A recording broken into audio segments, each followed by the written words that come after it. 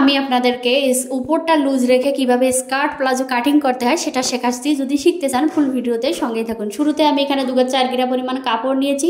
কাপড়টাকে আমি এখানে লম্বা চড়ে ভাঁজ করে লম্বার মাপে কেটে নিচ্ছি। লম্বা এখানে আমার যা লম্বা থাকবে তার চেয়ে 2 ইঞ্চি বেশি নিব, উপরে 1.5 ইঞ্চি রাবার ঘরের জন্য এবং নিচে 1/2 ইঞ্চি সেলাইয়ের জন্য। তো আমি কাপড়টা কেটে নিচ্ছি। এখন ভাঁজ শুধু এখানে একটা চওড়ায় ভাঁজ হবে। স্কার্ট প্লাজোর ক্ষেত্রে লম্বা চওড়ায় ভাঁজ হবে না, জাস্ট শুধু একটা লম্বায় ভাঁজ হবে, কোনো চওড়ায় ভাঁজ হবে না। এখন আমি এক সাইডে 15 ইঞ্চি নিচে মার্ক করে দিলাম, আর এক সাইডে 15 ইঞ্চি মার্ক করে নেব, অর্থাৎ আড়াআড়াভাবে আড়াআড়ি করে কেটে নেব। তারপর আমি এইভাবে কাটিয়ে ধরে সুন্দর করে আটকিয়ে নিয়ে হাত দিয়ে চেপে ধরে এভাবে করে কাটিয়ে নেব।